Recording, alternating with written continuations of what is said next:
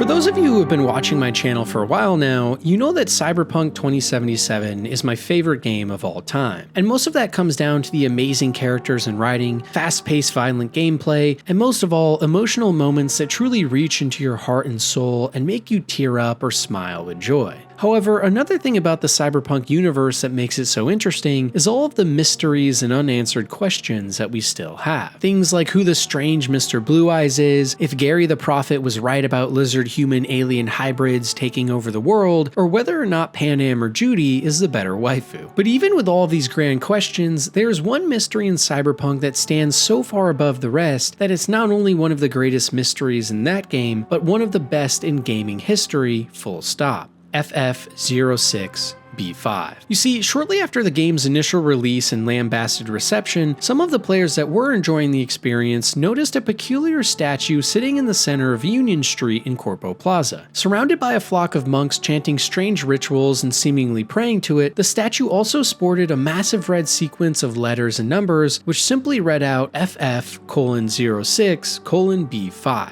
On its own, this was for sure strange and seemed like a hint that the developers at CD Projekt Red were trying to alert us to something. But it was only after players discovered 6 other similar, smaller statues scattered all throughout the game world with the same exact code that things started to really heat up. A subreddit was made to track progress, but for a while, almost no definitive solutions were made, meaning tons and tons of theories would be hatched up daily, some more insane than others. One popular postulation was that the status code was actually the HTML hex code for the color shocking pink, which is a shade of magenta, which is why some people call this the magenta mystery as well. Others in the community assumed it might be a geomarker or waypoint of sorts beckoning players on where to go next, or maybe even a MAC address that would lead to an unknown dormant computer that held the answers to all of our questions. But none of these solutions bore any real fruit, and led to some even more crackpot theories like a group of cryptographers that tried to break a potential cipher in the code that could potentially point to the sequence being a reference to the Polish composer Frederick Chopin's Nocturne Op. 55 No. 1, which is what the final mission of the game's name is based on. Other insane ideas range from the sequence FF06 being a reference to Final Fantasy, to it actually being a code used by FBI agents into classified documents that were to signal first contact with alien intelligence meant to harm the government. After years and years of more research and little progress though, the only thing keeping the community going was a previous live stream from one of the developers at CD Projekt Red, Paweł Sasko, where he did confirm that the mystery was a real thing and that there was a true answer, but he couldn't spoil it. And by the way, Paweł is actually a super nice guy and extremely passionate about the game. He's commented on some of my Cyberpunk videos I made about why it was great even when everyone was saying it was bad, and I'm super glad he's playing a big part in the eventual sequel Orion we will hopefully see a couple years from now. Regardless though, a big break in the case was eventually finally made. Because you see, one of the crazier theories in the community at the time was that by converting the code's decimal values with an extra 2 zeros added at the end into a Unix timestamp, the date December 18th, 2022 must mean something important. And lo and behold, just a few days before that, on December 13th, The Witcher 3 finally got its highly anticipated next-gen update release. For most players, this meant better graphics, gameplay, and performance, but for fans of the FF06B5 mystery, things were about to get absolutely insane. Because post the update going out, some Witcher players discovered that there were actually small tidbits of new content added all over the map for players to enjoy. But by far the most bizarre of them was a destroyed bastion found in Velen, just southwest of the crossroads. Here you will find 3 small ruins, each with an out-of-place lever inside, and after pulling all 3, an earth elemental is summoned in the middle of them, which after you vanquish, will spawn a portal on a hill just nearby. If you travel through the portal, you will arrive at the top of the destroyed bastion itself, which previously was inaccessible, and if you make your way downward, you find a hole in the structure which, if you jump through, throws you into an underground lair full of unkillable wraiths that chase you down hunting for blood. The only way to actually escape this nightmare is to cast an Ard spell on 2 crystals in the room, which will then light up and create a portal from which you can leave like nothing happened. But the far more interesting thing is that if you stay in the room and explore a little bit, while also not getting killed, you will find this strange symbol on the back wall. If we take a closer look, we can see a triangle with a golden crest and 3 circles on each edge, seemingly a reference to the Illuminati. And this all is surrounded by the depiction of Ouroboros, a snake that devours its own tail to represent the eternal cycle of destruction and rebirth in the universe, often used to heed the coming end of the world in a specific cycle. And within each of these circles and outside the Ouroboros itself are strange, unreadable symbols in a language we don't understand.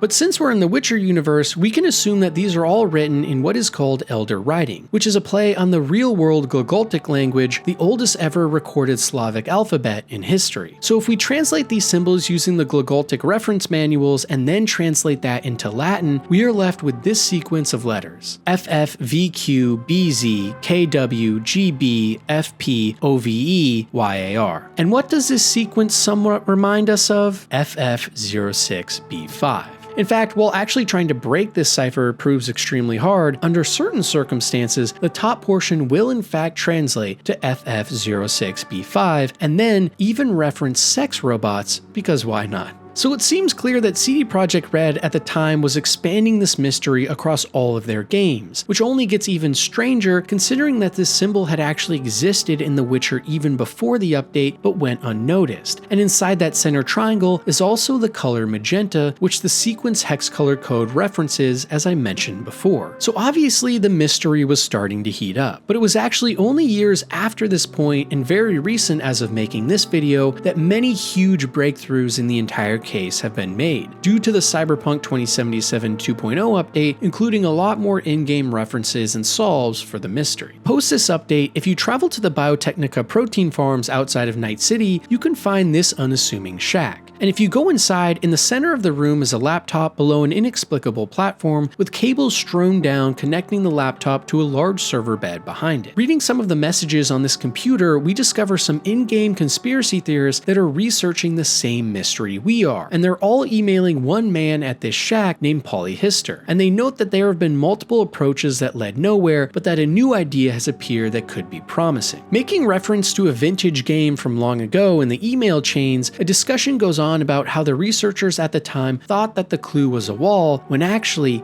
the entire time it was a door. This seems like a very obvious suggestion from CD Projekt Red that the symbol we found on that underground wall in The Witcher 3, which would actually be considered a vintage game by the year 2077, was actually a door to something greater, not just a strange cipher on a wall. And this is where things finally get absolutely unbelievable. Cyberpunk players and investigators were able to find another nearby laptop abandoned in a landfill, and inside were contents that seemed to have cipher table translations for some of the Witcher Ouroboros Illuminati wall pictures. And on top of this, inside Polyhister's shack in the Biotechnica flats, there was also an arcade machine hidden in the corner, which if activated was an entirely new minigame that closely resembled Doom. When playing, you can try to get a new high score, but even more interestingly, if you check the previous players, Polyhister's high score is actually FF06B5. By playing the game for hours on hours, players were then able to discover that there actually was a secret level you could access in the minigame by going through a convoluted and extensive list of steps, and after accessing this level and converting the symbols from the Witcher image, along with an entire host of other cryptographic and investigative steps, which I won't go into here in the interest of time, eventually it was discovered that the entire time, the Witcher symbols were actually a set of coordinates, a door peering into our final steps. If we go to the coordinates in Cyberpunk, they are in the middle of the desert with absolutely nothing of note nearby. That is except for one out-of-place mattress sitting on the ground. Standing on the mattress without moving or touching your controller or keyboard for over 30 minutes then results in by far the most insane thing this mystery's seen yet. Suddenly, V is hit by an especially intense relic malfunction, which causes them to pass out on the mattress, after which a black screen with a figure of Ouroboros appears. Symbols and text start to reveal themselves and move across the screen in an odd motion. And then, in a flash, a white and hazy portal is opened that reveals a sequence of seemingly random numbers, and then the real horror begins. In the dead of night, in the desert with no one around you in pitch blackness, an otherworldly cube of sorts appears right in front of you, with flashing lights and a strange and ominous hum as it darts around you. The text, "No future, trust no one, and turn back are transmitted into V's vision as you can barely move, after which the sequence ends as soon as it starts. You awake for a brief moment to find a man standing over you, after which you pass out and again awake in the middle of the desert, this time with a pile of clothes next to you, as well as a whole host of equipment and laptop, which if you read through has detailed logging of someone who was investigating you during your entire ordeal. And well, as of right now, this is where the mystery ends, with in many ways more questions than answers, but finally definitive proof that something truly unbelievable and crazy is going on here, and also a mystery that will likely now carry on into every CD Projekt Red game in the foreseeable future. Could it be related to the monks we saw around the statue from the beginning? After all, there is a quest in game where a monk randomly disappears before your very eyes, and he looks very similar to the man we woke up to standing over us. And also, how is the world of The Witcher involved? Maybe the conjunction of the spheres, the most important event in the entire Witcher universe, which saw multiple dimensions colliding into one another, could mean that the world of Cyberpunk and The Witcher have become one, which we also know from seeing references to Ciri in both games. Or could it be that Mr. Blue Eyes, the mysterious man watching us throughout the entire time we play Cyberpunk, is actually behind this larger conspiracy? To me, it seems clear that this grand mystery is only getting started, and the strange cube and otherworldly things we have seen firsthand imply that either aliens or maybe hyper-intelligent artificial intelligence behind the black wall, a protective barrier for rogue AI in the net in Cyberpunk, are behind everything. And honestly, to me, this is such an amazing mystery that is not only fun to investigate, but also ties into the lore of Cyberpunk and The Witcher perfectly as well. In multiple videos I've done on both games now, I've talked about what I think would be the perfect sequel and story setup for the next Cyberpunk game, and a lot of that comes down to potentially getting to dive into the AI and megacorporation threats firsthand. And the mystery of FF06B5 is at least implying that it will play a big role in the future. And on top of this, there are so many other clues people are finding even right now, like a lot of hidden messages in those emails for Polyhister that have Buddhist implications, once again tying back to the monks at the statue, as well as the discovery that the cube's texture in the game files is a QR code, which leads to a paragraph of text warning us to stop before it's too late, lest we uncover things that should never be known. It's the perfect example of a game mystery done right, taking place over multiple years, including secrets in multiple big budget and beloved games, and requiring real-world intervention and analysis as well. I don't know if the mystery of FF06B5 will ever truly be solved or concluded, but I do know for now, it's one of the coolest gaming mysteries out there, and it surely has a bright future ahead of it.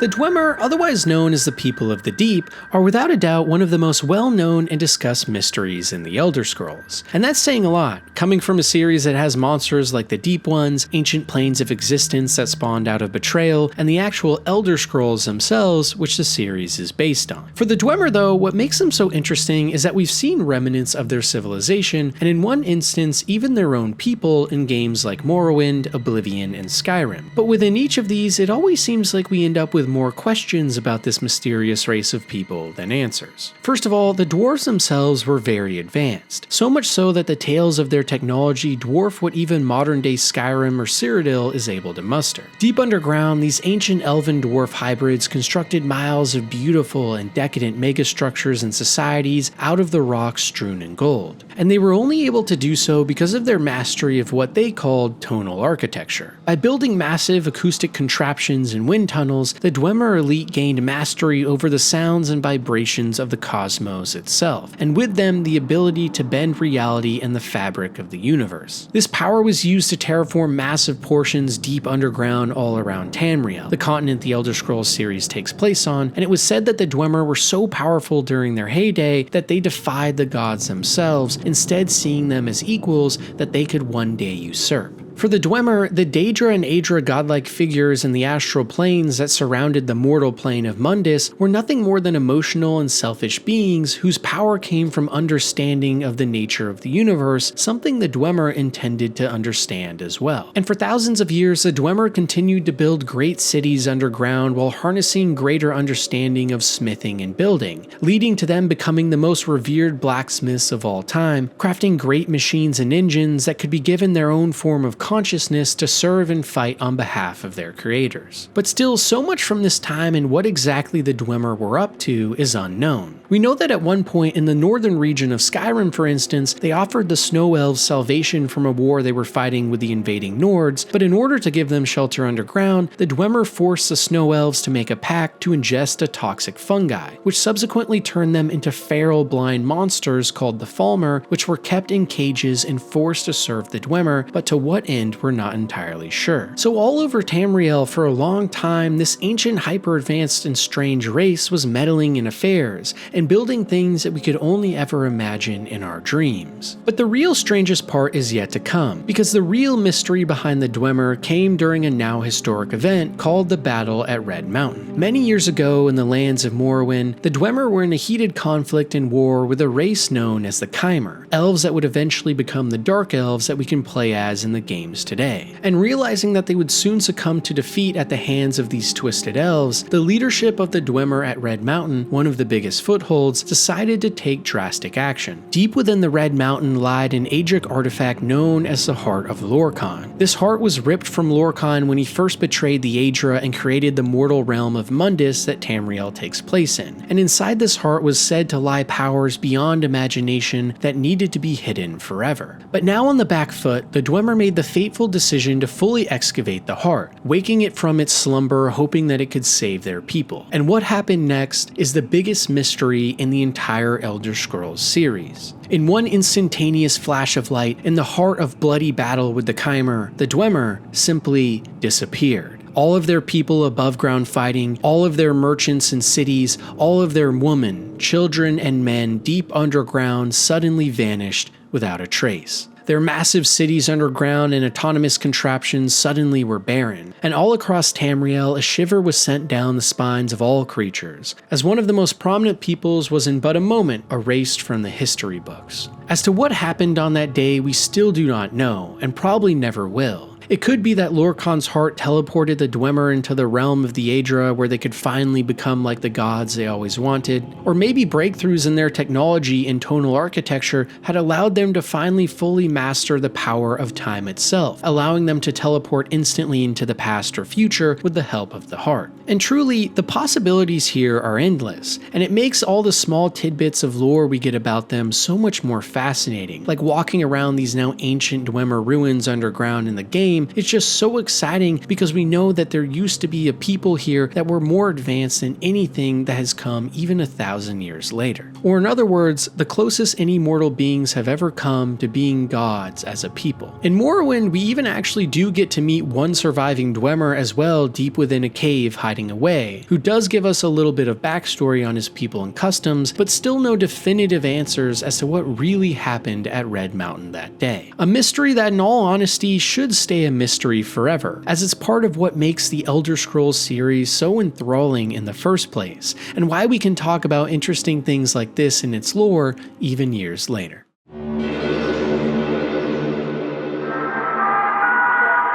It feels like there's no shortage of ominous and mysterious figures in popular game franchises. Things like the elusive man from Mass Effect, Mr. Blue Eyes from Cyberpunk 2077, or the mysterious stranger from Fallout, some of which we'll cover later here. But maybe no NPC who lurks in the shadows is more well known and ubiquitous than the G-Man. Making an appearance in every single Half-Life game since the first, the G-Man is a bizarre male dressed in a suit who is periodically seen watching the player character from afar, or even sometimes interacting with us firsthand, speaking to us in a disciplined and methodical manner full of strange riddles and tongues. And whenever you are met with any of these haunting scenes in-game, it quickly becomes apparent that this figure has a lot more going on than meets the eye, as he takes us to what seems like alternate dimensions, and speaks about tenebrous circumstances including benefactors we never see. So who exactly is the G-Man really then? Well, it's a question that has captivated the Half-Life fanbase for decades now, and even all these years later, it seems as if we're no closer to solving this mystery. First of all, for those of you that don't know, G-Man is actually a slang term that was created in the 1930s to reference American FBI agents who would often try to meddle in other people's affairs. The G in G-Man stands for government, so the term eventually was used in the context of any government officials and entities, most of which people didn't like all that much. However, in the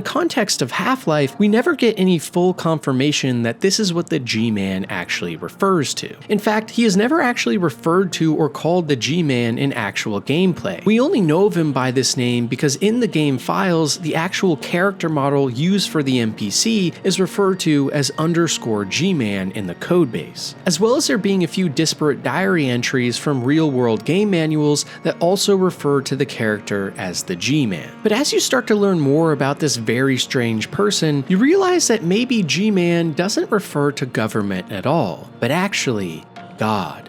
Because you see, the G-Man doesn't seem to be like any other mere mortal. We know that during the development of Half-Life 1, the G-Man was originally supposed to be the administrator of the Black Mesa Top Secret Research Facility, or in other words, a human being that had a lot of jurisdiction and potentially some contact with alien entities who he referred to as his benefactors. But when construction on Half-Life 2 began, the executive decision was made to alter the G-Man into an even more mysterious and unknown figure, and retroactively, this characterization was applied to the first game as well. In some developer commentary on the G-Man's creation during this period of time, we also get confirmation that the G-Man is meant to be some sort of otherworldly being or entity, something we can truly never understand.